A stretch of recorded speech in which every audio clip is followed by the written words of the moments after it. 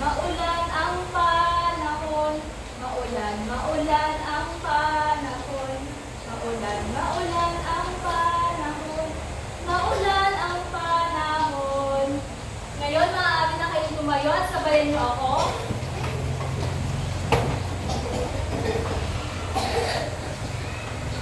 Sige, awitin natin ang sabay-sabay. Tingnan natin ang pakiramdaman. Ang panahon ay ibigan. Maaraw ba o maulan? Papasok sa eskwelahan. Maaraw-araw ang panahon. Maaraw-araw ang panahon. Maaraw-araw ang panahon. Maaraw-araw.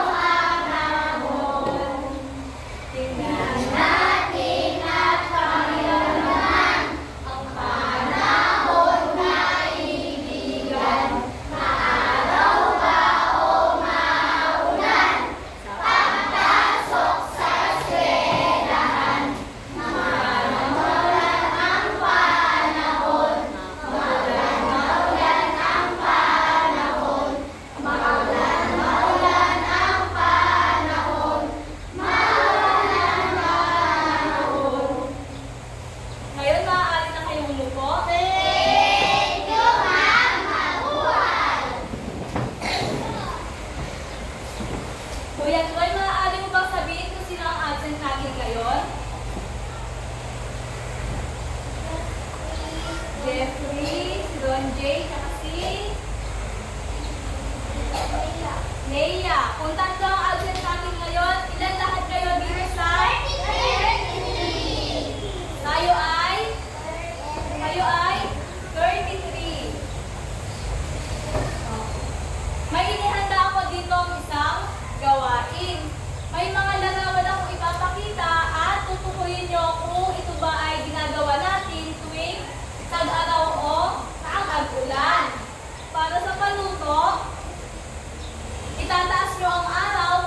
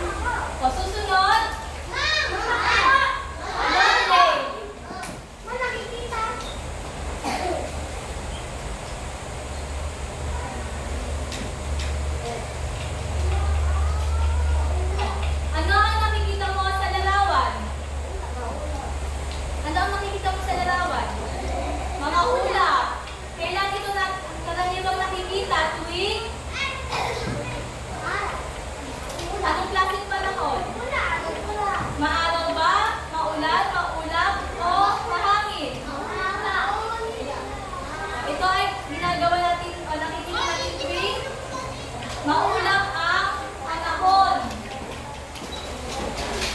O, susunod. O, Ivy.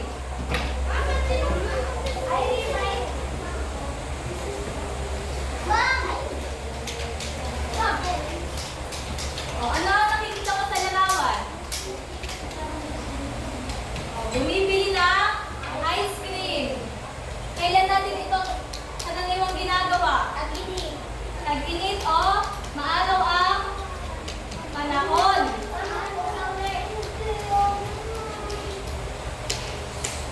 O, para sa huling larawan. Sige, Juana.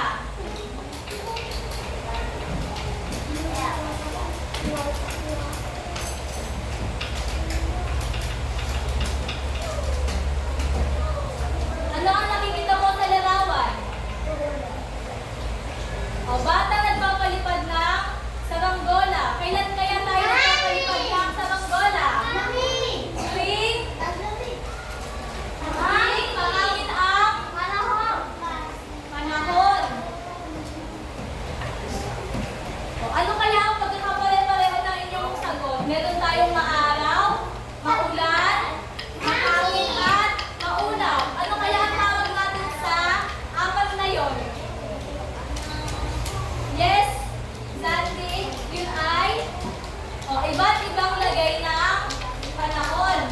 Ipinakita ko sa inyo ang mga larawan na ito dahil ngayong araw ay makakarinig kayo ng kwento.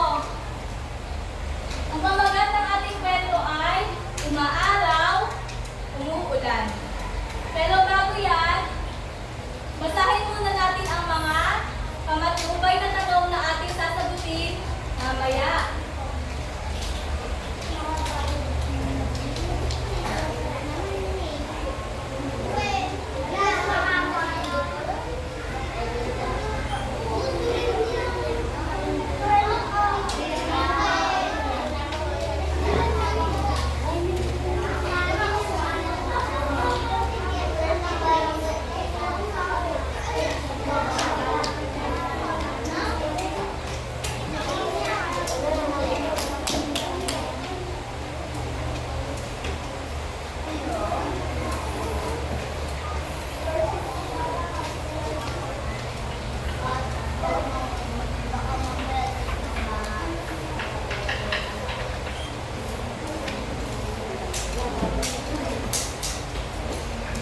Makibasa nga ang unang tanong.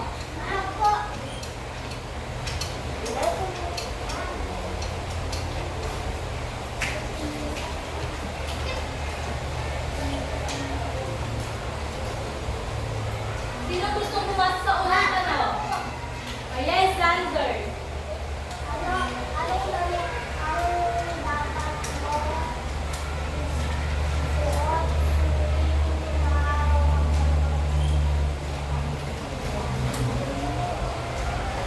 O, susunod, pakibasa nga.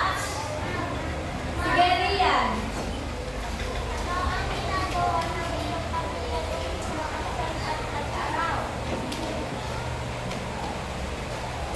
Susunod.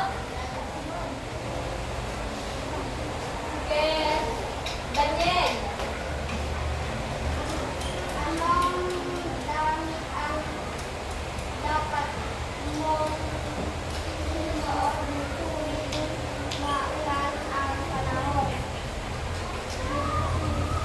Susunod.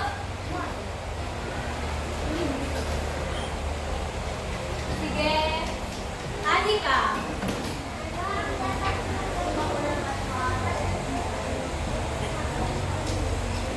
At para sa huling tanong, Shaira.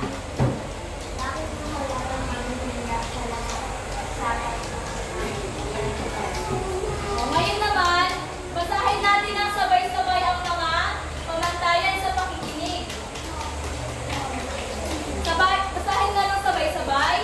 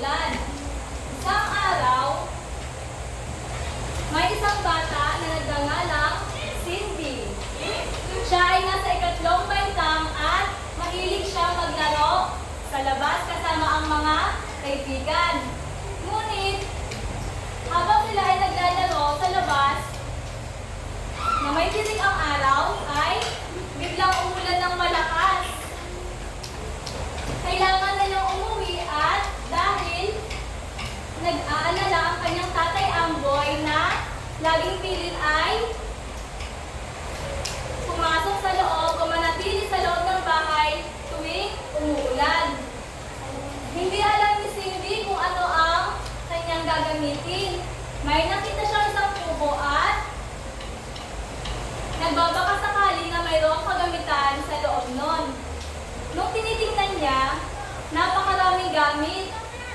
Maaari ba natin tulungan si Cindy sa kanyang kailangan?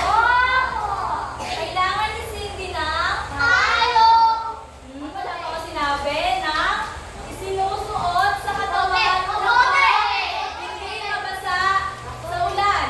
Maaari niyo bang hanapin sa kubo kung nasaan ang kapote? O sige. Nathaniel. Tulungan mo hanapin si Cindy sa kubo ang kapote.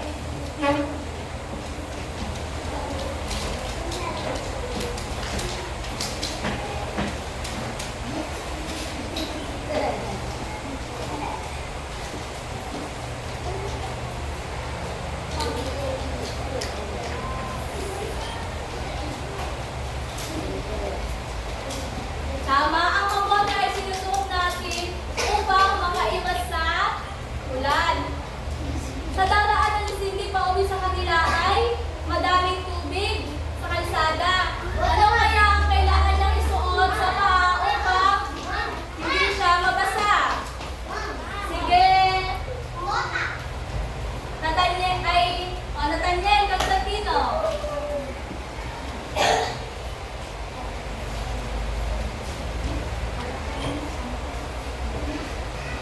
Tama, ang bota ay ginagamit natin upang hindi tayo mabasa sa tubig ulan. Pero nilalamig si Cindy nung pauwi na siya dahil malakas ang buhos ng ulan. Ano kaya ang isusuot niya? Tulungan mo nga siya. Jane?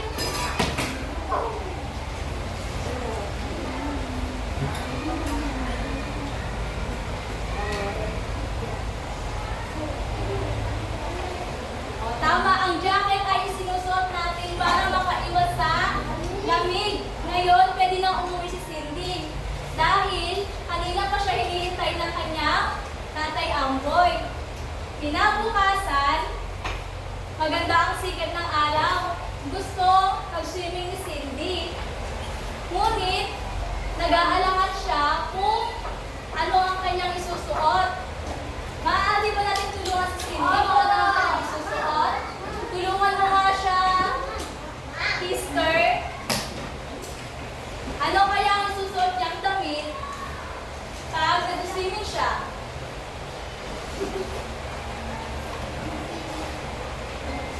Oh. Siya ay magsusuot ng sando. Ano pa kaya yung susuot niya?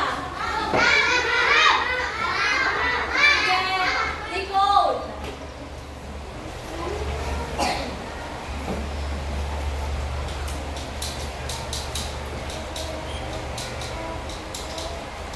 Siya ay magsusuot ng shorts. Pero si Cindy, takot siyang umitim o ma-sunburn. Takot din siya magkasakit sa balat. Ano kaya ang ipinapahid sa balat upang hindi magkasakit? Oh. Water.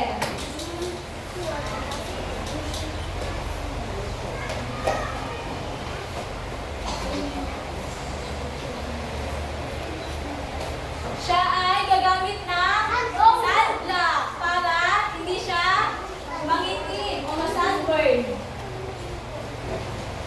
Kailangan naman na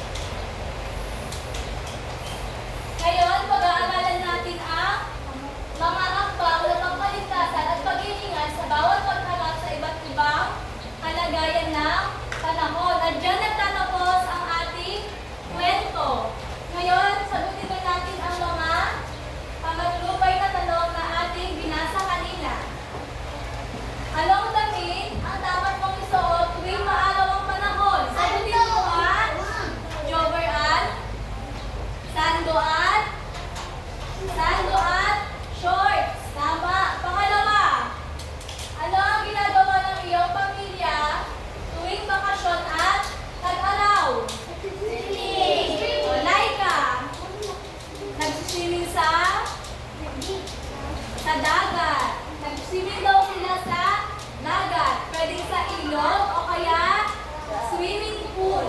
O pangatlo nga, anong damit ang dapat mong isuot tuwing maulan ang panahon? O, Ate Aileen. Ang bote. Ano pa? Bota. Ano pa? Para makaiwas tayo sa lamig. Jacket. O, pang-apat na tanong. Ano ang dapat gawin ng isang batang tulad mo tuwing umuulan? Ano kaya yung bilin ni Tatay Angel kay Cindy? O, yes, Lan. O, wag lumabas ng bahay. Bakit kaya mahalagang maging handa sa lahat ng panahon? Panaligtas? Ano pa? Makaiwas sa sakit.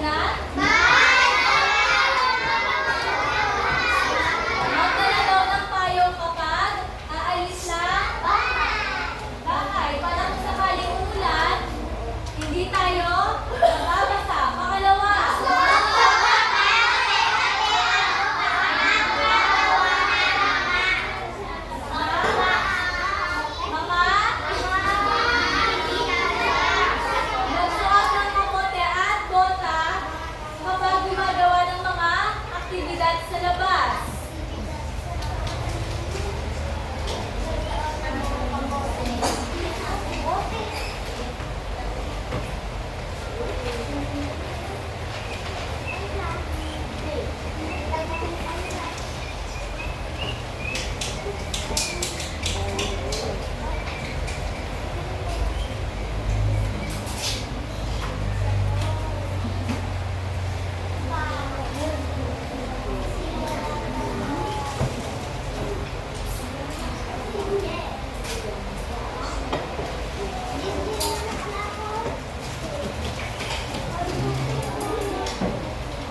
O, pang-apat,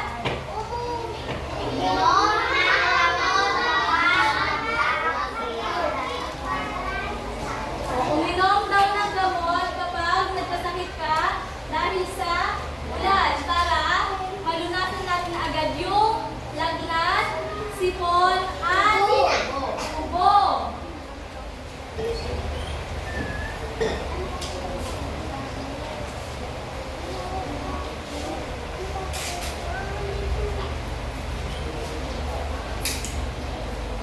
Ang huli, pakibasa nga.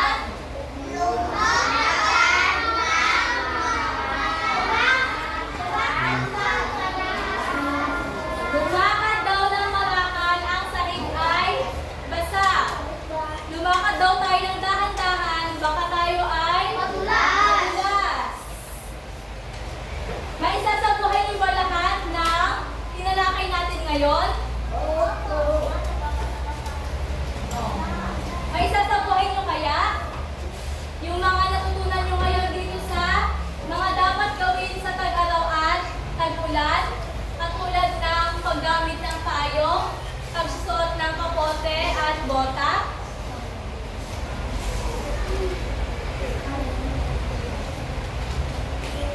O, ngayon naman magkakaroon tayo ng pangkatang gawain.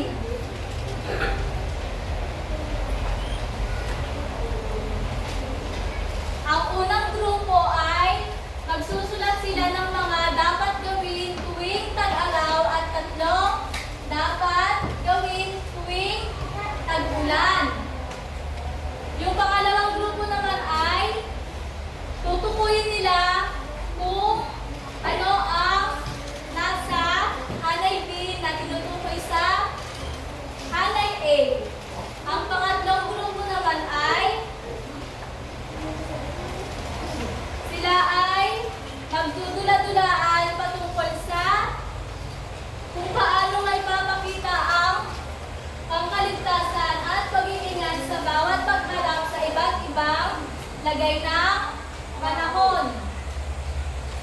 Sila ay bibigyan ng puntos sa nilalaman, pagde-deliver, 30%, at sa oras kung akma pati ito sa activity natin ngayon, 20% na may kabuuang 100%. Ang pang-apat na grupo naman ay guguhit kayo ng tatlong ginagamit tuwing tag-araw at tatlong ginagamit tuwing tag-ulan. Kukulayan ninyo ito para maganda kapag idinikit nyo dito sa may isara. Bibigyan ko lamang kayo ng 15 minutes para tapusin ang inyong aktibidad. Handa na ba kayo? O, dito, group 1, group 2, group 3, at group 4. Gumawa ng tahimik.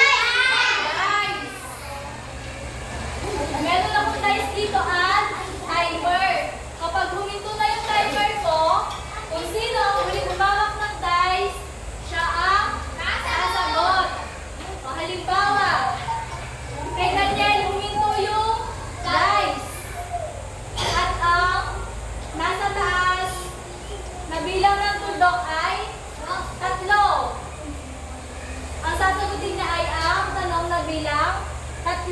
Maliwanag ba?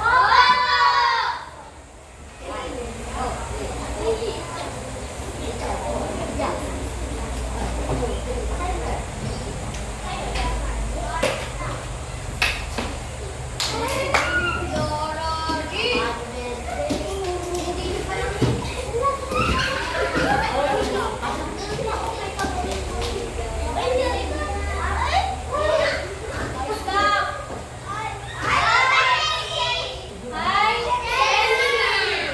Hey, Chelsea, tawag ito ang... Guys, ano kaya ang tanong ni Chelsea? 5? Ano kaya ang tanong sa bilang 5? Pakibasa nga, Chelsea. Bakit mahalagang mag-iingat ang lahat ng tao sa panahon ng mga kalamidad? O, bakit daw mahalagang magliligtas ang lahat ng tao sa panahon ng kalamidad? Para?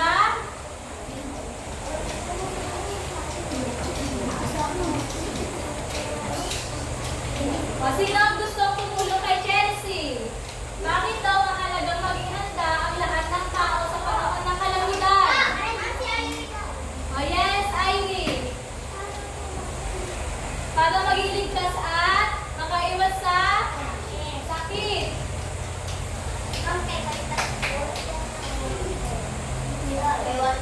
Sunod.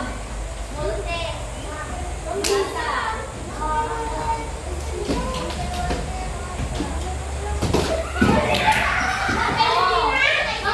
Shaira. Ano kaya ang tanong? Ha? Mamaya.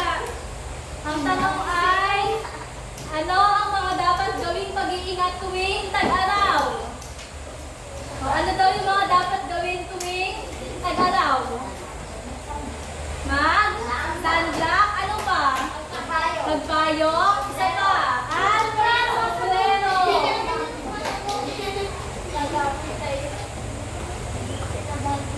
O, susunod.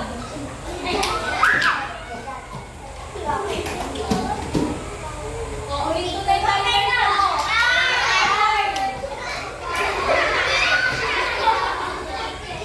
Ano kaya ang... O, tingnan natin. Bonus daw kay Carl.